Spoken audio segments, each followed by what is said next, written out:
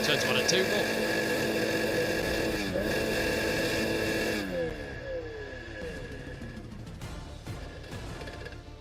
That is the end of his race run simulation, Sam. Olá, amigo do Ressaca Motor, seja bem-vindo a mais um vídeo. Eu sou Matheus Pucci. Vamos falar sobre o penúltimo dia de testes da Fórmula 1. Você viu aí no início já, né, a situação da Aston Martin. Lembrando que tem camisetas e promoção de pré-temporada lá na Paddock BR. Você leva o item colecionável na compra de 2 camisetas ou mais. Lembrando que são camisetas de alta qualidade em que você pode utilizar em vários ambientes. E você tem um cupom Ressaca Motor para frete grátis. Entra pelo link aí embaixo. Tem também jogos e gift cards em promoção, rolando várias promoções na Instant Gaming. O link também tá aí embaixo, se você gosta de um bom game, não perca. Eu esqueci de coisar aqui, carregar a luz em azul, então hoje não vai ter luz azul. Mas vamos lá. Começando com a Aston Martin, que vive um calvário, uma coisa assim tenebrosa. Você ouviu agora um pouquinho do que aconteceu com eles. Ontem o problema foi na unidade de potência, hoje, até o momento em que vi os comentários, pelo visto é também unidade de potência, afetando a caixa de câmbio. E a Aston Martin é a única equipe que ainda não conseguiu concluir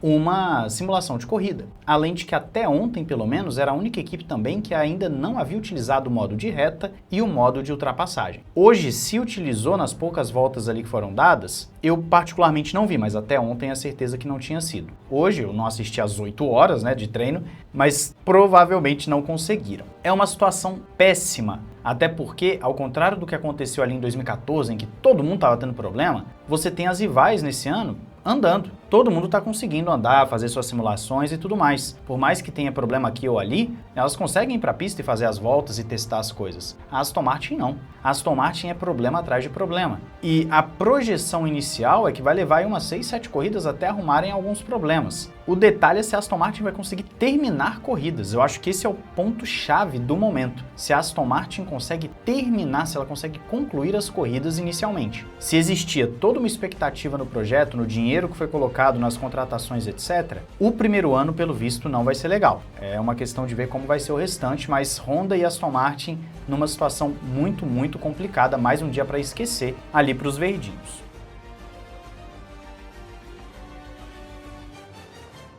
Vamos falar um pouquinho sobre favoritismo. A Mercedes, pelo visto, com aquilo que atualizaram o carro ontem, eu trouxe para vocês ontem, a atualização de assoalho, de asa e tudo mais, a Mercedes parece que recuperou um pouco daquele favoritismo que já vinha sendo também projetado para eles no início dos testes. Andrea Antonelli ontem fez uma boa simulação de corrida, assim como George Russell também vem fazendo boas simulações de corrida. E o mais importante é que a Mercedes é a equipe mais consistente nos seus tempos. Eu vou deixar links aí, como sempre deixo para vocês, na descrição, em que vocês vão conseguir ver um pouquinho mais discriminado esses dados. Tem chamado a atenção também como Red Bull, McLaren tem dado alguns passos para frente, assim como a Ferrari. A Ferrari, ela na verdade está surgindo como uma das grandes forças. A gente vai falar da Ferrari já, mais à parte. Enquanto a Racing Bulls é uma equipe que parece que regrediu e a Cadillac também não está conseguindo andar para frente. A Audi está conseguindo alguns bons avanços na sua confiabilidade e também na sua consistência, o que é muito bom ali para o Bortoleto. Então, se a gente excluir a Aston Martin, aparentemente a Cadillac é a que está piorzinha, seguida ali da Racing Bulls. Só que a Racing Bulls também está sendo 880.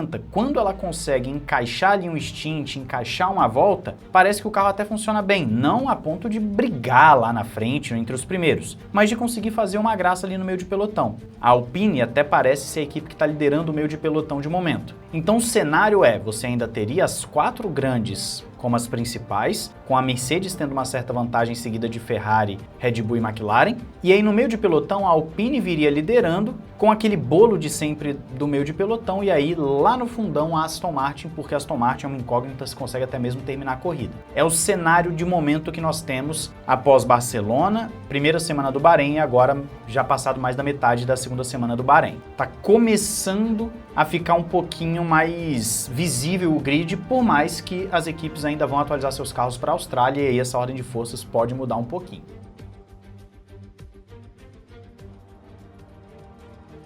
Agora vamos para 2 notícias da Ferrari, 2 coisas da Ferrari que são o seguinte. A Ferrari chamou a atenção do mundo. A capa, eu vou botar alguma coisa como, sei lá, chama atenção, choca o mundo, sei lá, ela não é um exagero, porque realmente o mundo da Fórmula 1 foi pego de surpresa a um ponto do Gary Anderson, que é um dos nomes que já participou ali tecnicamente, né, projetista e tudo mais, na Fórmula 1.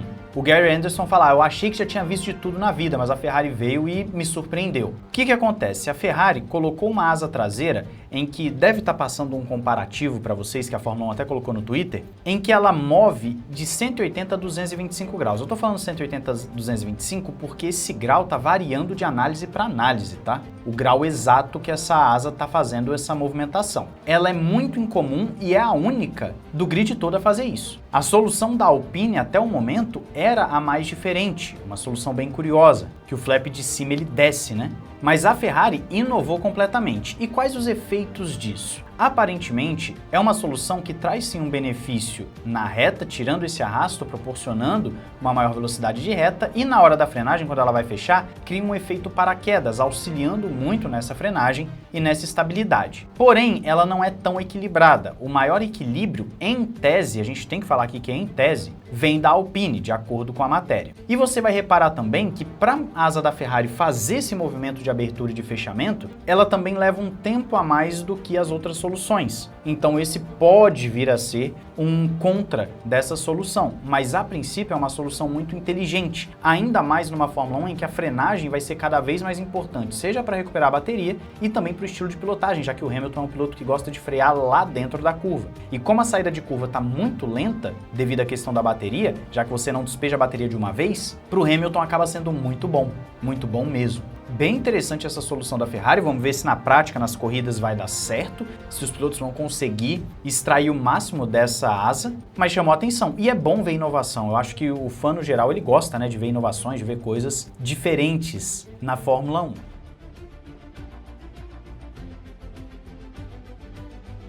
O segundo ponto que a Fórmula 1, ou que a Ferrari, aliás, chamou a atenção de todo mundo da Fórmula 1 foi no teste de largada. Nós tivemos mais uma vez, né, teste de largada, tudo mais, e mais uma vez alguns carros saíram muito lentos. Inclusive o Esteban Ocon falou, acho que o pessoal tá levando a vera, parece que eles estão largando de verdade mesmo, estão tentando, né, largar de verdade. Só que o que chamou a atenção dessa vez não foi a largada lenta dos demais, que já batemos nessa tecla aqui algumas vezes, mas o que chamou a atenção foi a largada do Hamilton, que saiu ali de quinto e passou 4 carros com facilidade, inclusive Mercedes e Red Bull.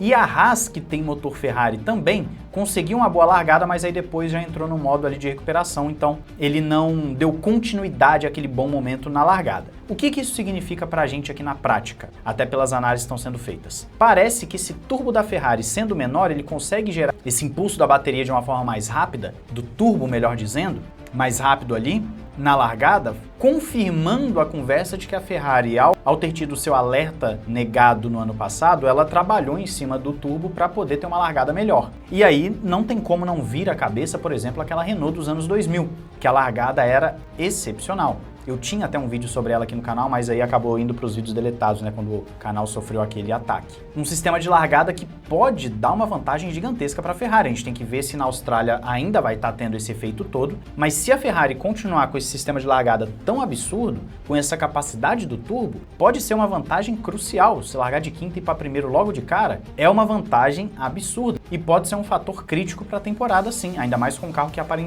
aparentemente está fazendo bons stints. Chama muito a atenção a Ferrari com um saldo até o momento muito positivo nos testes, até porque não deu problema nos seus motores. Excelente para a Ferrari até o momento que está acontecendo nesse início de 2026. Devo dizer que até aqui a Ferrari não decepcionou. Eu quero saber a sua opinião sobre tudo isso aí nos comentários. Não esqueça de se inscrever e ativar o sininho. Segue a gente lá no Insta, no Twitter. Entra na Amorim Global para você ter assistência jurídica internacional, aí, seus investimentos, vistos, nacionalidades, etc. E entre na Evo Design para capacetes, cockpits e volantes do seu piloto favorito com o cupom RESSACA. Um grande abraço, valeu e falou!